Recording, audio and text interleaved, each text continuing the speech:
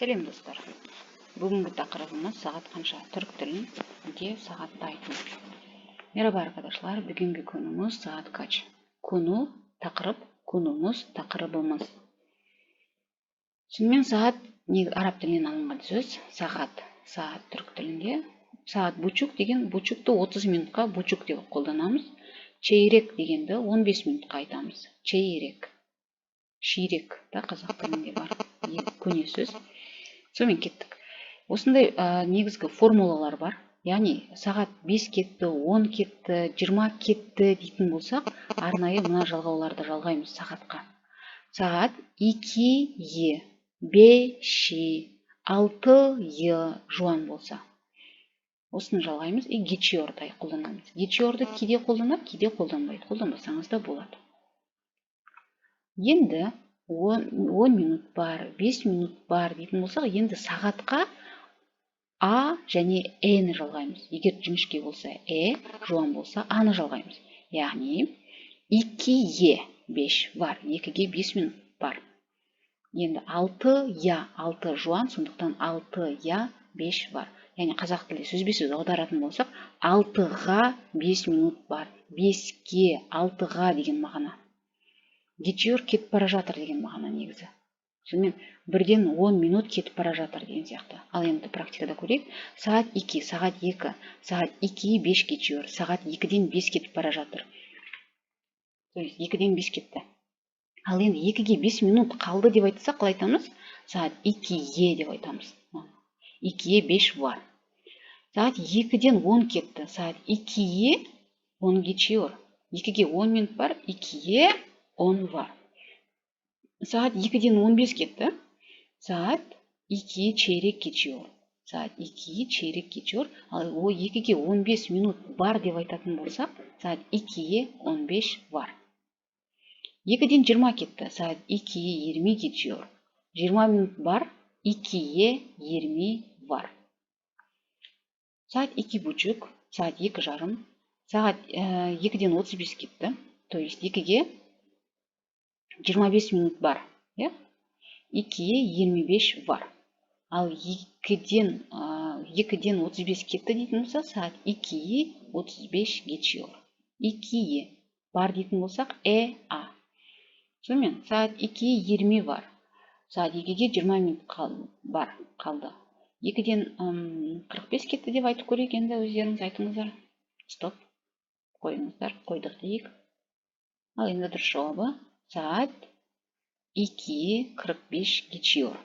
Немесе айтамыз, сағат 2'ге 15 минут бар дейтін болсақ, 2'ye çeyrek var. Şimdi kete береді. Келесі. 11'e 5 geçiyor. 11'den 5 кетіп бара жатыр. 12'ye 10 geçiyor. 12'den 10 кетіп бара жатыр. 10'ы çeyrek geçiyor. 10'нан 15 кетіп жатыр.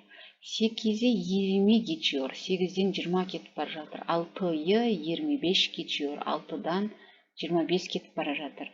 6 saat неше? 6'dan 25 кетті деген мағына. 9,5, 9,5. Бире, енді мына жерде қалды деген мағынада.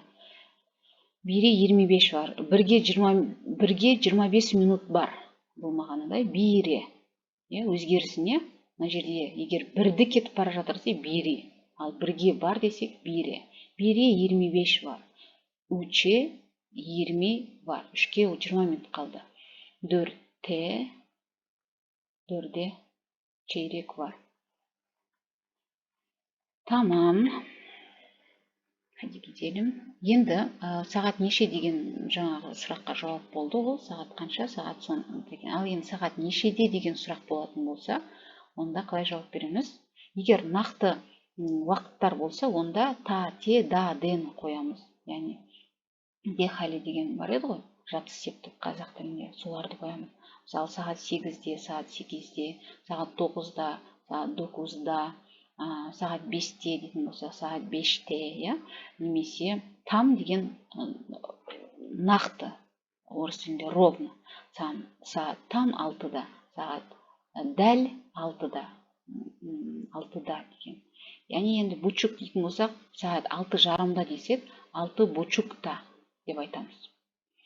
Ал енді 15 минут немесе 5 минут кеткенде деп айтатын болсақ, онда жаңа гечеордың орнына гечені қолданамыз. Сағат 4-тен 15 кеткенде үйде боламын десек, 4-ді чейрек кече evde olurum. 4-тен 15 кеткенде мен uyanıyorum, ұйқыдан тұрамын десек, 4-ді чейрек кече uyanıyorum. 4-тен 15 кеткенде ұйқымнан тұрамын. 15.05, 15-тен, яғни түріктерде 15, 16, 17 деп айтпайды. Тек 12-ге дейін, басты максимальный сағат 12-ге дейін, яғни 4, 5, 6, 7 деп қолданады.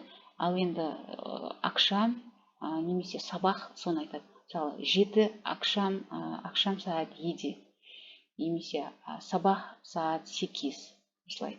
12, 10, то есть айтайын дегенім 15, 16, 17, 18 ары қарай 13 деп қолданбайды. Тек қана 1, 2, 3, 4, 5, 6, 7, 8, 9, 10, 11, 12-ге дейін ғана қолданады. Сонымен кеттік па? Енді 3-тен, то есть 15 деп айтпайды да, бұл жерде 3-і 5 кече. Сағат 3-тен 5 кеткенде мен не істеймін дейді. 3-і 5 кече ben kitap okuyorum. Кітап оқимын дейді.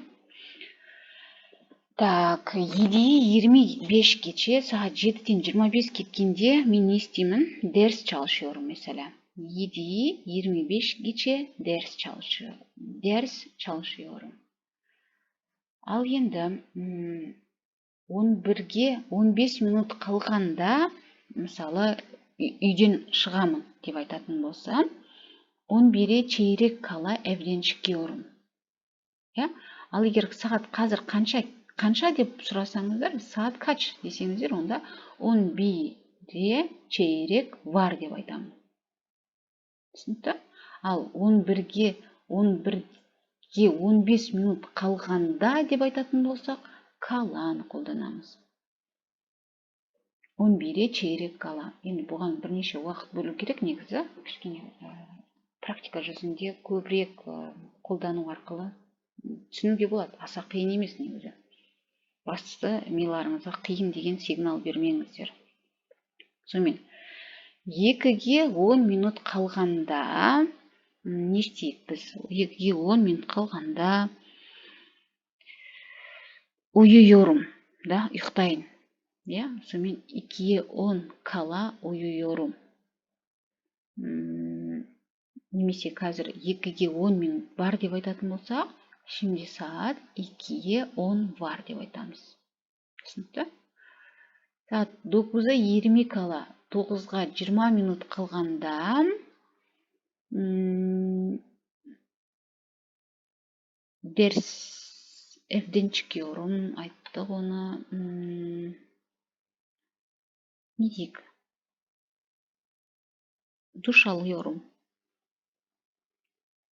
Mesela, да? 9-а 20 кала душ alıyorum. Так, осылай енді келесі көрейік. Ой.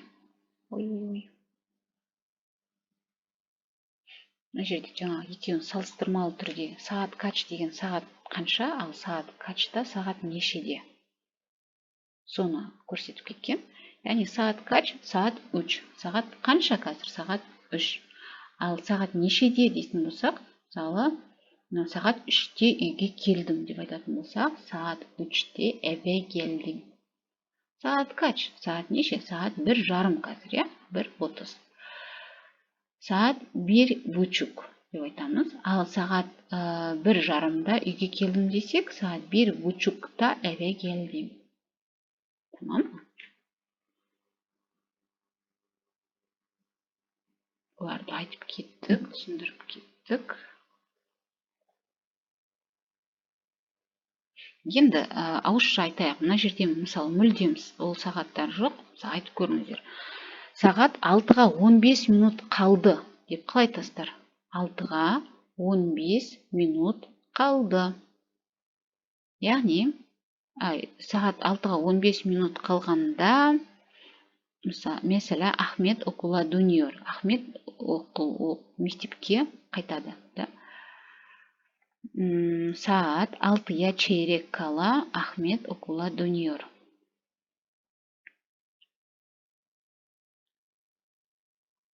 Тағы да бір екі мысал. 11-ден 15 кеткенде деп айтсақ.